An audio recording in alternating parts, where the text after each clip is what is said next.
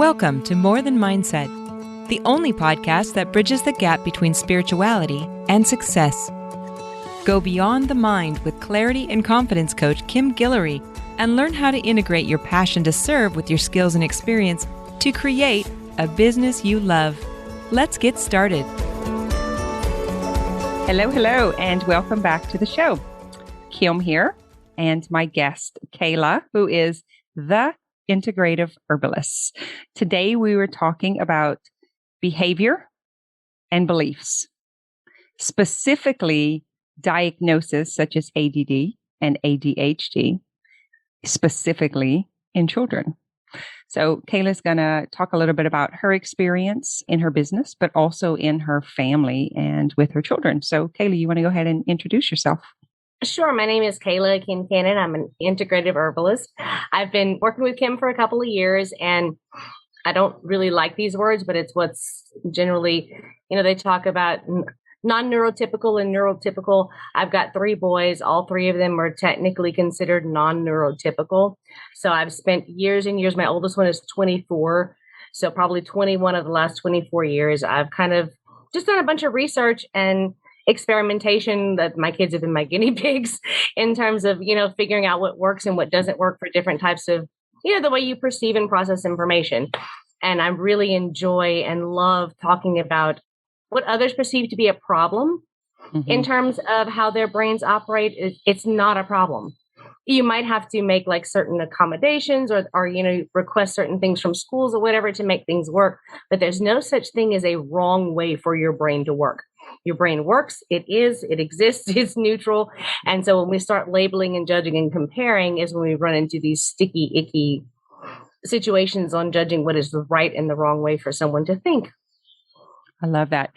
So Kayla and I have been knowing each other for years, and she came through the Integrative Life Coach program. It was probably 3 years, Kayla.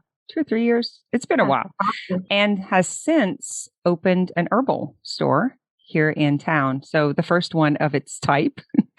And I was so excited because I was driving out of town and I had lots of books on herbalism and just natural treatments. And I remember going up to you in yoga and I was like, I want to know everything. I want to know what you're doing. And do you remember that?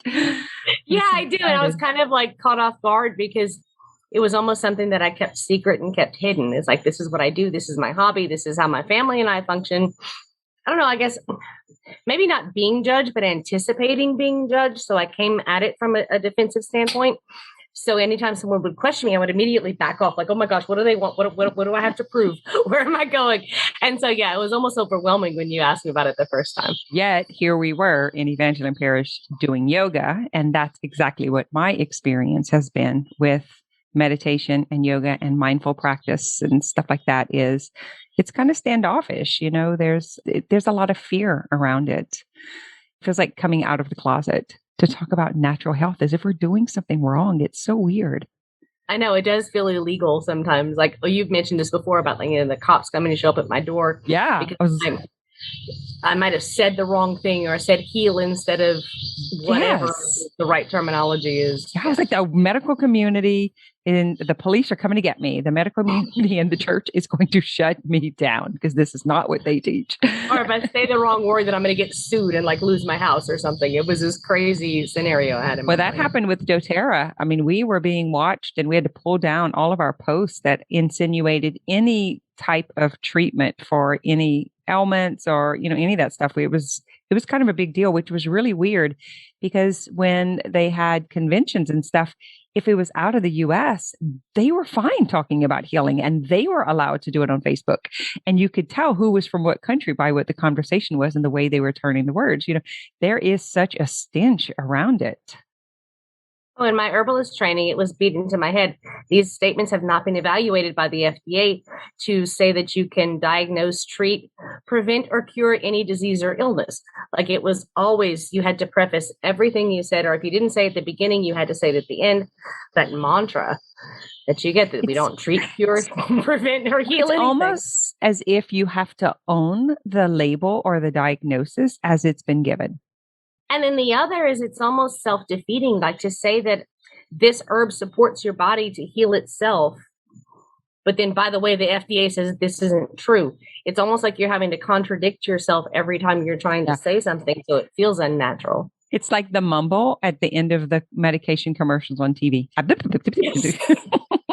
Anyway, let's move on to the good stuff here. We're going to give you guys a little bit of insight of Kayla's experience with her boys and what she is doing in this part of, I'll say, natural health or holistic health. You know, what you are doing to help families, what you have to offer in your business, and just solutions that you have found yourself. I'm highly interested in this because I happen to be one of these people. I am just an adult. And I often say, if the teachers would have known what to do with me, I don't know what else I could have achieved, because I have a very creative, busy mind. My brain is really, really fast, as is yours. It's like our conversation and the thoughts that are coming out in our conversation sometimes gets jammed up because it moves so fast. And being able to practice mindfulness and embodiment has really slowed that down. I used to think I had a sluggish brain. And then I realized it was moving so fast. But when I was able to slow down and come into alignment, everything started functioning differently. So I would like to speak to this from all of those perspectives, what the diagnosis does, and then what the parents and the children run into around the beliefs around it, and what happens with the behavior due to it. Does that make sense? Like, once you get labeled early on in school, especially, it's kind of passed down the hall to the next grade and the next grade and the next grade. It's kind of amongst the teachers, right? Everyone kind of knows what's coming and who's coming and what's up with that child. And so there's this stamp at such an early age. They are different. Especially in such a small town like we are. This reputations are established at 5, 6, 7 years old. I know, like, specifically my middle son is the one that I always refer to because he's kind of he's been my guinea pig. And so I knew even prior to school age, he was verbally gifted, for lack of better words, very, very vocal, very verbally proficient child. So we kind of anticipated, okay, when he's going to school, he's going to probably get in trouble for talking too much. Not a big deal. But what we started noticing, and as early as first grade, so probably 6 years old, he would sit at home and do his homework at the table. We'd watch him and take his homework from the table, put it in his bag. And somewhere between putting in his bag that night before he go to bed and turning it in at school the next day, the homework was lost. Like, it would just magically leave. And at first it was kind of tolerated, understanding that he was young. But then when he got to be in about third grade or so, then there were these harsh judgments and like he would get punished work for not having his homework in on time, or points off of test grades for some like an assignment that hadn't been completed. And he knew the material, like he could talk it, he could speak it, he was proficient with the understanding, but he didn't have the paper to turn in. And it started to where, okay, you're irresponsible, or I'd get the sympathetic phone calls. He's so bright and he's got so much to do, but he's just not meeting standard, not following standard. And so at that time, I really thought I was doing him a favor, following the teacher's suggestions and the doctor's guidelines. You get you've seen this before, the questionnaire. It's a 2-sided piece of paper. Yes, sometimes, always, maybe. On these questions, you check that out, you bring it to the doctor, they give you medication, and your problem's solved, right? And that was the ADHD diagnosis that we got at the time. I really thought I was doing something good for him by trying to make his life easier, by making him fit in. But looking back at it now, retrospectively, all I was trying to do was take this beautiful star-shaped little block and shoving it into a square, and over and over and over again. And all we were doing was chipping away at the little points that made him special and made him unique. And after a few months, I guess, I started realizing, yes, absolutely, his behavior at school was great. His grades were never bad, but they were improving, like with a 92 to a 95 kind of scenario. But his personality, who he was as a human, his creativity and his vivaciousness just wasn't there anymore. He could read and write and speak beautifully. Spelling wasn't his big strong suit. So I remember one evening quizzing him on spelling words. And it was the words, probably something like the word opposite or whatever. And he spelled it correctly. In fact, not only did he spell it correctly, he repeated it with my exact rhythm that I had helped him study with a couple of minutes before. But what was missing was his personality, the giving me examples of what opposite meant or how he saw something opposite during the day. Like that whole creative thing, not proving to me, but showing me like where his mind went, like that whole part of my son that made him my son wasn't there. It was just a robotic repeating. I was going to say it's almost robotic. Very disheartening, and it was very frightening to me. Yeah. So it's the consequence we pay to get the grades and the calm behavior so that we have all 30 robots in their desk. But that's like the first time I doubted myself is what am I doing? And I really did. And his life was easier for those 6-8 months, however long he was on the medication, it was. And in my head, that was the kind, loving thing to do. It's let's make him fit in. Yeah, same. But that's same. when I did the same thing. Questioning myself. It's like, why do I want him to fit in? What am I after when I'm saying fit in? Well, I did the same thing, Kayla, and I wanted them to fit in because I wanted them to feel like they belonged, and I wanted their life to be easier. And I didn't want them to be the problem child, like getting the call. I remember when Dylan was in 3rd or 4th grade, and it was like, he doesn't sit still in his desk, and, he's like moving all over, and he's a distraction, and he's distracting the other kids, and he doesn't behave. And, so I felt pressured to comply. But he was absolutely. a zombie in the car after school. Like, I don't know where he would go or who he was. And he was like grouchy and moody, and he couldn't answer us. Like, I could feel this heavy weight. But he also said that he didn't like the medication, but then he felt guilty telling me he didn't like it. Mm-hmm. Because he knew that, I had other children and my husband was gone and we were doing different things. And so he knew that his being on the medication made my day-to-day life a little bit easier. So then not only did we have the ridicule that he was dealing with for not being quote unquote normal, then this 8-year-old is feeling guilty.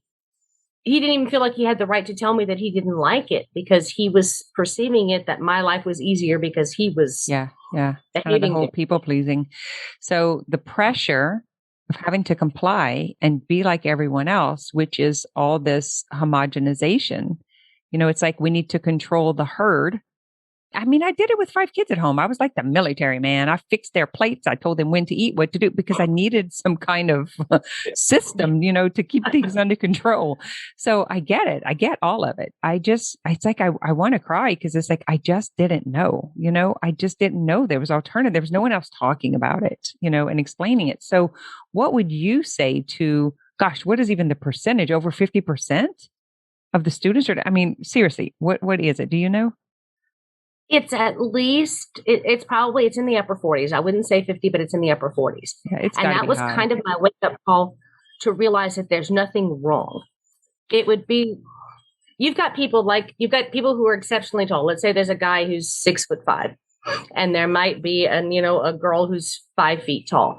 They go through life and there's certain things that are maybe not as easy as the quote unquote normal 5'9" people, but like they can adjust their life and lifestyles and decisions to accommodate their height.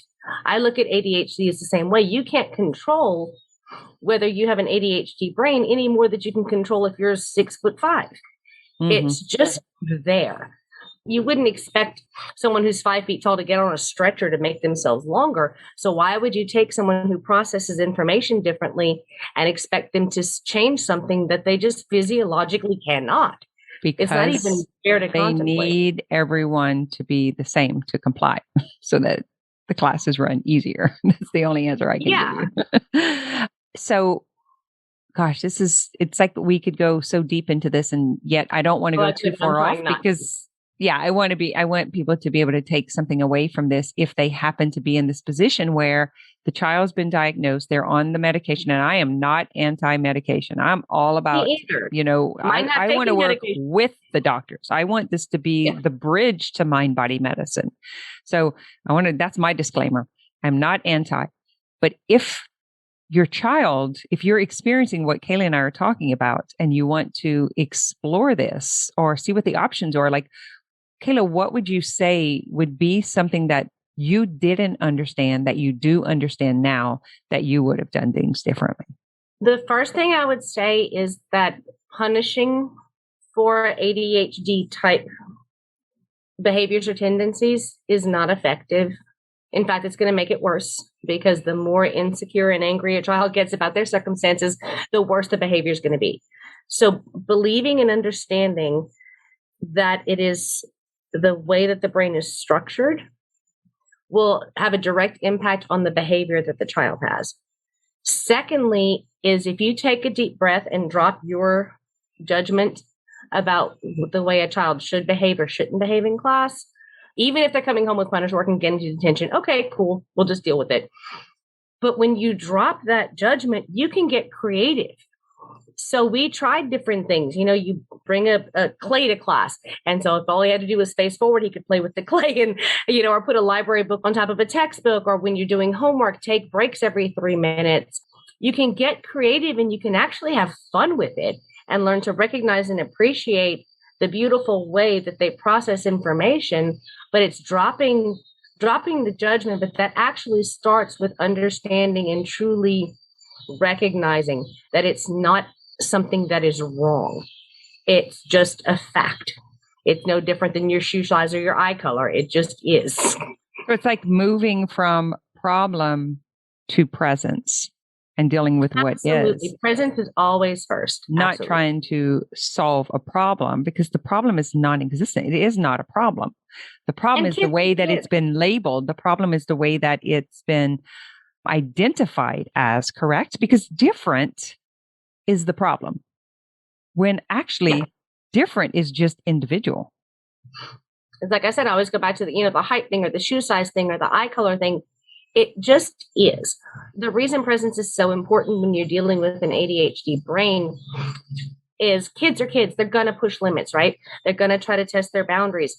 But learning to differentiate between what is something that they're pushing boundaries because they're kids and they want to test how far they can go, versus what is something that is truly not in their control.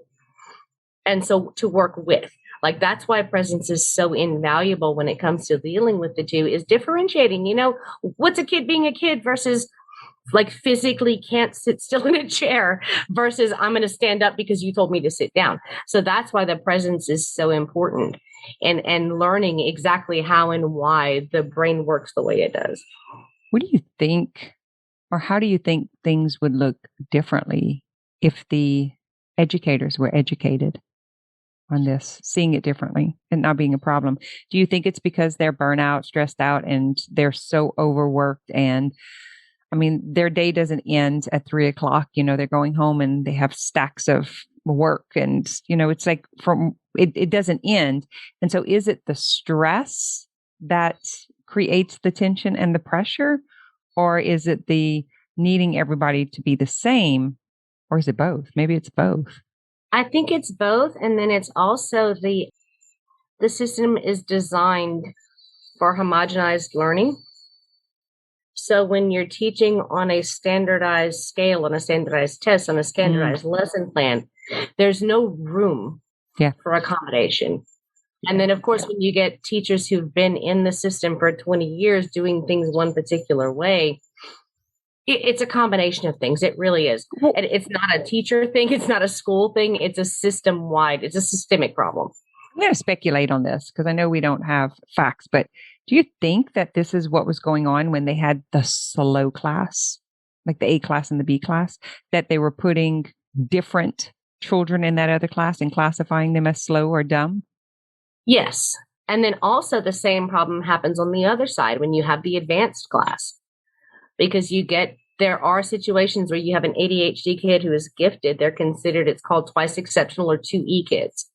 And those are the kids that you actually put in the fast group because you don't want to mess with them either. We're going to give them extra work to keep them quiet, even though they don't have a depth of understanding. They can memorize stuff. So it's on both ends, trying to classify in any way. So let's just deal with the facts. That is how the public system or the school system is set up in order to serve the number of people. So it's kind of like when you go into a buffet, you get what's there.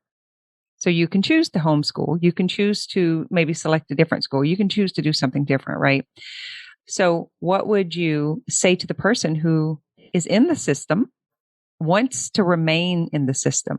Could you give them a couple of hints, takeaways, something that would help them be able to do it in a way that is more effective? The key, and it's going to sound cliche, but the key really is at home. When your expectations at home become who your child is and how they function, it builds that safety net, that safe space. So when they go to school and they know that they're not necessarily going to abide by or fit into all the rules and structures or whatever in the classroom, feeling safe when they get home to be able to express themselves without judgment, to say, I forgot my assignment and not get punished, or if they get punished work at school, not to get doubly punished or triple punished by the time they get home. Creating a place, a soft place for them to land where they know and they are confident that they're accepted, bleeds over into their school behavior. So like when they go to school and rather than, oh my God, I forgot my homework and I'm going to get punished at school. When I get home, my mom's going to spank me or punish me for Xbox for a week. And like, okay, I got punished at home, come home, explain to mom, and we're going to work with it moving forward. Just being that, creating an environment at home bleeds over into the school behavior and belief system because it comes from the kid, how the kid responds to. I think you just said it backwards, but when they get punished at school, let that stay at school, and then they come home and they get to be themselves. You don't keep carrying the problem and keep repeating the problem. Yeah, I love that. So that's one thing, is to, like, because they are paying the consequence for being in this system and not obliging by the rules, whether they can or can't, whether it's choice or not, they pay that consequence there. You don't have to keep hammering it in and bringing it on and repeating it and trying to make them different. You're not arguing with what's there. It's like, yes, when you're there, if you go to the store, you have to wear shoes. At home, you don't have to wear shoes. But when you go to the store, you have to wear shoes and you have to have a shirt. It's just like explain it. You're saying like understanding it that way. Like, because, and the other thing I heard you say is if they feel free to be themselves at home and they have this self-acceptance and they're okay with who they are, how we do anything is how we do everything. They're going to be okay with who they are at school. Exactly. And they will accept whatever consequences happen at school on their own.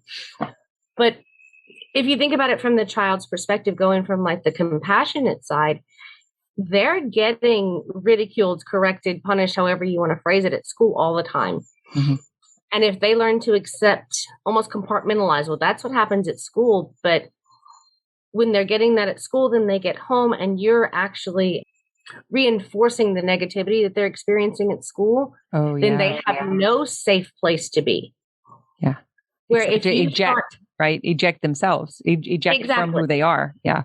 And they isolate and they get angrier. And so when they're home, you as the parent, you teach them to love themselves as they are, with the understanding that life's not always going to be easy. Mm-hmm. And then it ends up reflecting in their behavior, both at school and at home, because they start to learn to love themselves for who they are and accept the way that they are programmed.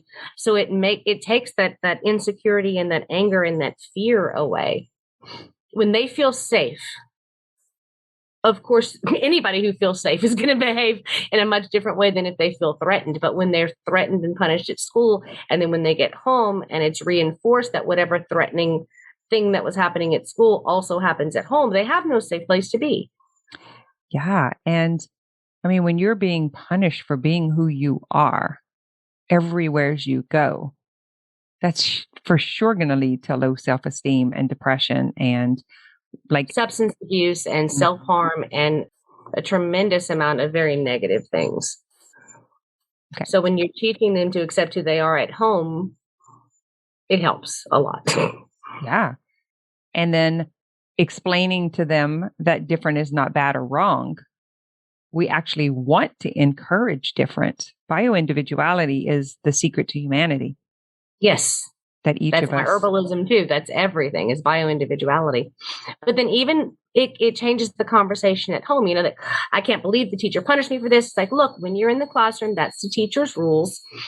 do the best you can to abide by those rules, but that like when you're at home or when you're in the backyard or wherever you are, then like different rules apply. So it also teaches them to be much more flexible.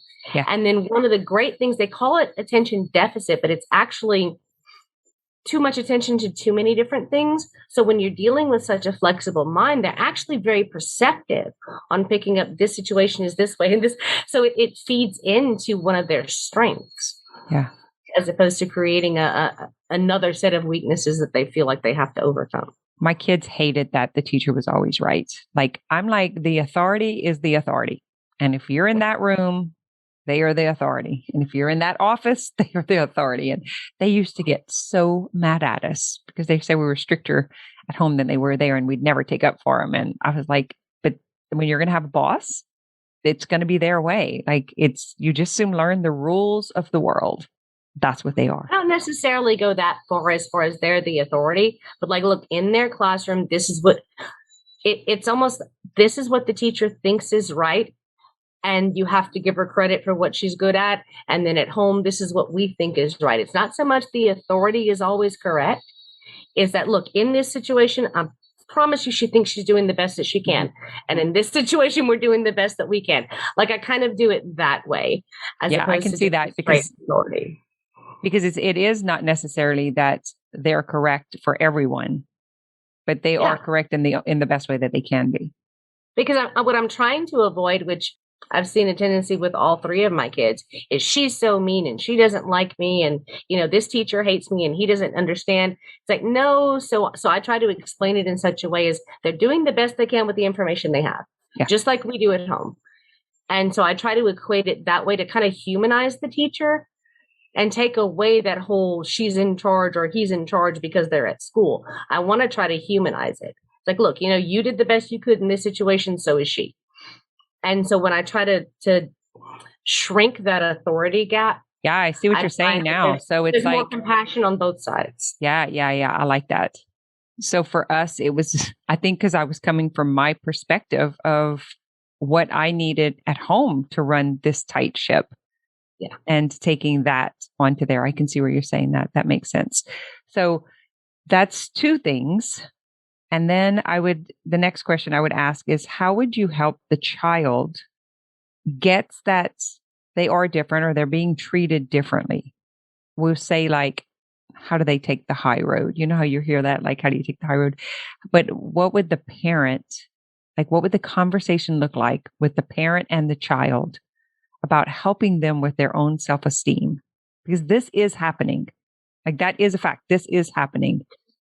So how can you help them deal with that in order for them to be empowered? Look for opportunities. Well, right before we got on here, I was dyeing Liam's hair blue, or Lucas's hair is like waist length. Like, look for opportunities to let them express themselves. Because if you think about these very structured, bureaucratic systems they're in, if it's a public school situation or like even with college situations, look for and encourage expressions of freedom to where they can do what they want, when they want, how they want it, in a way that's not going to hinder themselves or those around them. Don't and I'm not saying like totally give in, just like let them, be crazy, but like, okay, if it's hair can be cut, hair can be dyed, hair can be whatever you want to. Again, I go back to the humanizing the people that are in charge of the bureaucracy. The system is not the people that run it. Just like we've talked about this with church. The church is not the people that are in charge. So look for opportunities to humanize and to relate. If they can understand, look, your teacher said and thought this, and you think it's an opportunity to explain and to teach compassion on all levels. This is kind of blowing my mind a little bit, right? So I'm such a rule follower when it came to it's showing me just this conversation so much about myself, not wanting to be the troublemaker, not wanting to be the one that causes suffering for anyone else, right? And so how I took that self-perception, that worry about myself, and showed my children that, like, just you bringing up this about the authority in different spaces, and like it's I'm just viewing it from a different perspective. So I want to thank you for opening that up for me. So for the person who's just worried, distraught, because that's what happens when you feel like your child doesn't fit. Kayla, you dealt with this. Like, and so how did you work yourself out of it? Like for you and him both? When you're dealing with a situation, like you said, about not fitting, I always looked at it, and it's maybe because I didn't fit either. That's why I like ran away to New Orleans and Arizona and everywhere else when I finished. It's okay not to fit because nobody really fits. Like, hold on, mic drop. There it is. No one really fits. And yet we spend our whole life trying to belong somewhere. And I mean, that's really what it is individual journey. It is, because you have a structure, you have a system, a school system, a church system, a corporate system. The system is not the same as the people who are involved in it. Every person who's performing a function within that system is still an individual, but the system is not human. The people that are involved are human. So find a way to relate to the people separate from the system. The system is someone's great idea they drew up on a piece of paper and put in a spreadsheet or something. A system is not the people that are involved. Mm-hmm. A system is not the humans that are actually running it. If you want to relate to the system, or you want to like function better within it, or have some compassion for it, look for the person you can identify with. Look for the personal trait, because the person and the system are not the same thing. And you actually have a recipe or a concoction of something in order to help, right? A supplementation. It's a decoction. It's made the same as like the same methods like elderberry syrup is made. Is it's concentrated, it's sweetened. You take like a 30 milliliters, kind of like a couple of tablespoons, maybe a tablespoon and a half. And what it does is it supports the function of the nervous system, specifically the brain, in terms of getting more blood, so therefore more oxygen and more nutrients. Is this something that you have to be local to get, or can it be shipped out? I can ship it out not sweetened.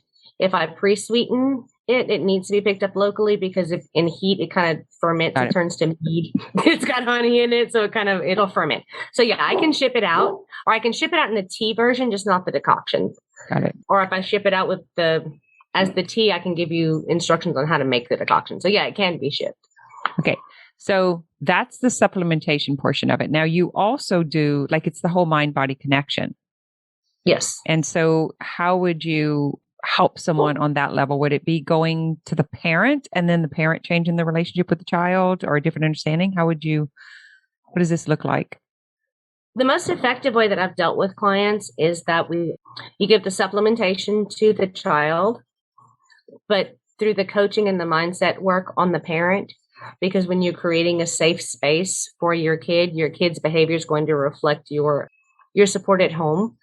And so that's the most effective, is that coach the parent and then supplement the child. And then once you teach the parent the mindset and the acceptance and the love, then that naturally flows into the child, and the child actually takes that into school without the kid even realizing what's going on. It's a very natural kind of energy exchange that happens. Nice. Yeah. Because it really is about the belief about the diagnosis, the belief about the behavior, and the ability to regulate, and then have, I'll say, like a toolbox, right? Some coping skills. It is, because once as the parent, when you realize there's nothing wrong, so therefore nothing needs to be fixed, then you're going to naturally explain that also to your child. There's nothing wrong with you. There's nothing that needs to be fixed. Here's some tools and tricks that we can use to make your life easier while you're in this box, whatever that box happens to be. Then the child's like, oh, okay, well, there is nothing wrong with me. So then I'm more confident, love myself. And so the behavior reflects those beliefs. Love that. So, because I would love to bring on or find out, like, who are our leaders in the community, especially like entrepreneurs, business owners, people who have really excelled outside of the school system. Yes, I love those people. I mean, that's us. Yeah, I promised you, I went to college and I really don't use my degree very much. Like, I mean, it gave me certain skills and it exposed me to some life experiences that I wouldn't have had. But I'm not like the accountant, stockbroker person that I thought I was supposed to be when I went to college. how do you notice, or what's been the difference in your own life just coming to acceptance of being different or having your brain functioning differently and stuff like that? What did your personal experience look like? I'm not such the know-it-all. I felt all the time that I had to prove how smart I was and how much I knew. I don't want to say one up, but very much looking for an opportunity to prove how smart I was and how much I knew. Now I'm so much more open to sitting back and listening. It's like, oh, wow, that's really cool. I never thought of it that way, as opposed to trying to prove that I knew the right way from the get-go before you even finished your first sentence. How has human design played into this? Like, has that been a tool that's empowered you to really take a look at yourself and your children and be able to see the different aspects of us? The human design for me personally has been interesting because I'm trying to reconnect with my instincts. For a while, I was overanalyzing, so I didn't know what my instincts were telling me one way or the other. So that's been a more inward journey.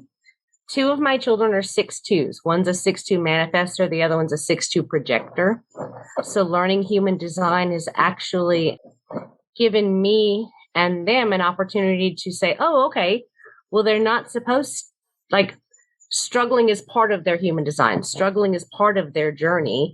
Isn't that crazy? So, it feels like a curse sometimes. I'm a 6'2. But I'm less concerned now with trying to stop them from struggling. Yeah. It's like, okay, let me get into human design so I can figure out how they don't have to struggle. And 2 of their human designs are to struggle. So it's like, oh, okay, well, then I guess I can let that happen and it's all right. Yeah. And you can like look at it as struggle, or you can look at it as experience. We just become experts of experience. It's really fascinating. Now that I'm off the roof, I'm in the 3rd phase.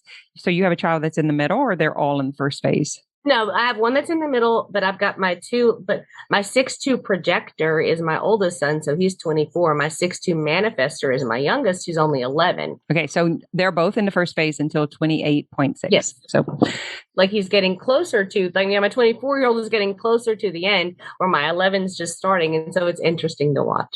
Yeah. I mean, human design, Ross said, was for the children, so that the parents would allow the children to be who they are, so they wouldn't have to go through all this emotional healing that we've had to go through, because we were treated as someone other than ourselves.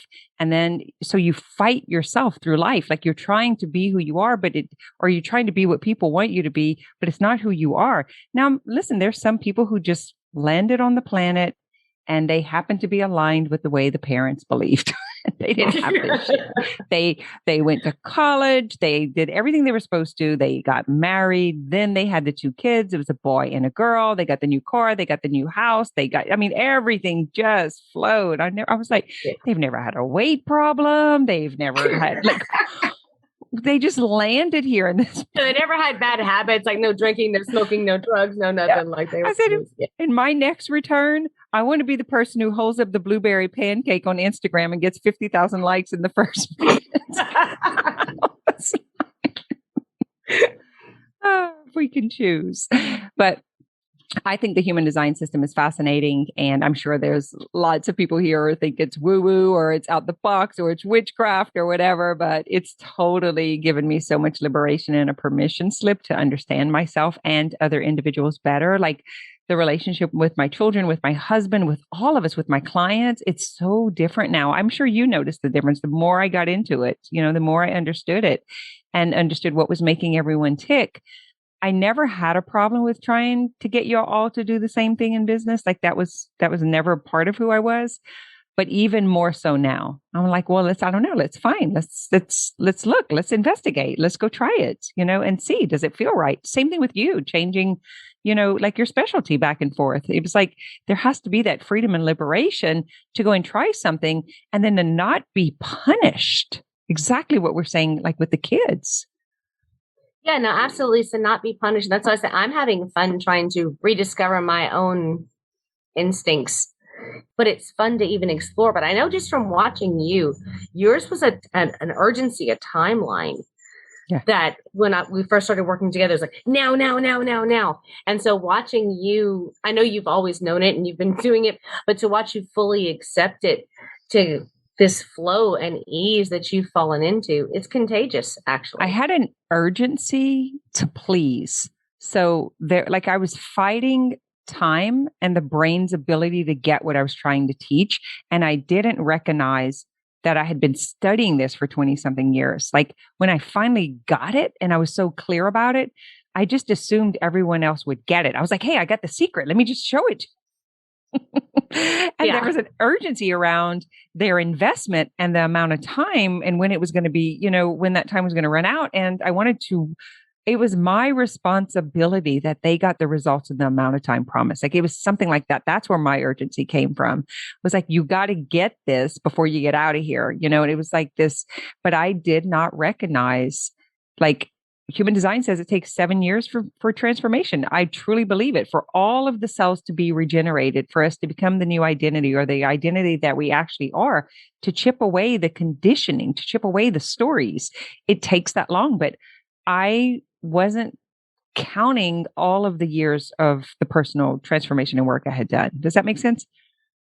It does. And then also, Kim, like, don't just count just your passion for what you do, your passion for what you had discovered. You were so excited to teach and to share this with the world that it made it, for someone like me, I might have understood it to be urgency, but you were so excited about what you were doing and what you had discovered. And you just wanted to make sure that we all understood and were just as passionate about it as you were. So it wasn't a negative. It was just different. Well, I've definitely learned to tone it down and not be so influential. There was like lots of that kind of stuff. But anyway, it's the way that the brain works. And I just made friends with it. And I'm like, and then I've got the 15.23 times. I'm all about extremes. So I get extremely passionate, and then I get extremely pissed, and then I get extreme, it's like, and for so many years, I made that wrong about me because, people were like, I was moody, or I changed too much, or I was always doing something new or trying something else. And I was just exactly like what's happening in the school system. I was taking it personal, as if I was defected and I'm supposed to be the same all the time. I should walk the tight line. I should always be predictable. I should, right? It was the same story that was coming from what were the systems that we're talking about. Is that okay to be myself? My ADHD thing was logic jumps. Like I would, maybe talking about, this flower is red, and all of a sudden I'm bringing up some fish. And in my head, I was making these logic jumps that no one else was a part of. And so it would be, oh, you're so weird. Where did that come from? Like, it's so strange. It's like, no, my brain just jumps sometimes. And I've quit apologizing for that. I used to feel this need to explain as to how I got from the red flower to the fish. But now it's just like, my brain did the jump thing. And it's okay. Do you have open head and ajna? Yes. Yeah. Have I open root? Or no, my root's defined. Yeah, it's the open head and ajna. It's like just asks questions and goes everywhere, and it's like loves to know. Mallory and Danielle used to tell me that they said I would get to the punchline, but they wouldn't give them the context that I was talking about. I would figure things out in my head, and then I would just give them a punchline. They were having no idea what you're talking about. And I was so self-conscious about it for so long. I'm just weird. I'm just strange. Like nobody understands me. And it's like, no, my brain just does the jump thing. That's what I call it, the jump thing. And it's okay that it does the jump thing. It just does. All right. Well, I think we've done full circle, and really Kayla's mission is to demystify this, to really bring normalcy to human. What is it? The bioindividuality. Bioindividuality is my favorite word in the universe. Non-neurotypical is the word, the scientific word people use for it. I don't like it, but that's kind of what the medical community calls it. You have neurotypical and non-neurotypical. But non-neurotypical is just as normal as anybody else. It's the sciencey words that, I guess it helps the medical community to categorize things. And so there's nothing wrong with it. Just because something's non-typical doesn't mean it's broken or wrong or a problem to be fixed. Yes. It's like, I love autism that has really come to, you're not going to change an autistic child. They are here to teach us this bioindividuality. And you're not going to change an ADHD kid, and you're not going to make someone who's 5 feet tall become 6'7". We're not going to stop them from labeling them. They just want to label them to understand so that they can relate and, to be able to point out. But that's not how it's taken by most people. By most people, it's label and it's less than. And I'm like, that is bullshit. I Like, I'm not understand. going to wake up tomorrow blonde. Like, I'm just not. And that's okay to not be blonde. We got a long way to go to Kayla. Like we're entering it and we're talking about it and it's pretty widespread now, but I don't think we're going to see an end of it in our lifetime. Like all of these rules of society, that's really what we're standing up for is the human experience. Yes. And that's all it is. It's an experience and everyone's got the right and everyone has the privilege to experience it on their own terms. Yes. All right. Is there anything that I didn't ask you or that you want to leave with the audience for someone who is dealing with this with their children in particular, but even with themselves? Accept your kid for who they are and be aware that sometimes our own insecurities creep in. So that's where the judgment and comparison comes from. But you can become present. You can take a step back and say, this is my kid. This is their experience. How can I support them? Quit changing. Don't want to change. You really don't want to change your kid. Like, you love your kid. Nobody wants to actually change their kid. No. So just and I want to thank you. That goes there. I want to thank you for the awareness about the authority because the children are the authority of their life. So they may have a certain rule to follow in a certain space, but no one gets to override what they know about themselves. Absolutely. And compassion can happen on both sides, and on all sides. Yeah. I think about human design and the sacral authority and the and and how we might have a 2-year-old that doesn't want the sweet peas and they do And what we do, we like correct them and tell them they have to do it, or they don't want to, hug Uncle Johnny or, whoever. And again, we're like, that's not nice and you need to, and, we correct them, but we're actually overriding their authority. Yeah. They're allowed to be who they are and like what they like and be comfortable where they're comfortable. Yeah. And there's nothing, it doesn't mean they're less lovable or likable or anything else. In fact, it makes it more so. I love the strong personality kids. They're like, you know what? Nope, I'm done with you today. I'm going to go play over here now, because I love that. Because when you get to watch them be their authentic self unapologetically, it's actually inspiring. All right, my friends, that's what I have for you this week. Kayla, thank you for coming on, making this more interesting than me sitting here talking to myself. Anytime, Kim. I'll link your contact in the show notes so that people can reach out, have a conversation with you. I think they can book a one-on-one and see just kind of where their child is, what help they might need, or what you have to offer, how they can deal with this. And I'm with you. And I would just want to thank you for standing in the gap and having the courage to stand up against some of this stuff that we've been taught to comply with. And I, for one, have regrets about the way that I handled it. My kids' brains were not broken. My boys did not. There was nothing wrong with them. And I wish I would have known what we know today. But I also recognize that it's only through that experience that we know what we know. Yeah, absolutely. It's trial and error. And some stuff sticks, some stuff doesn't. And then we just move on. Yeah. I told my husband's a 1-3, and I told him today it's actually trial and expert. So it's trial and experience to become the expert. There you go. Better words. All right, my friend. Thanks for listening to this episode of More Than Mindset.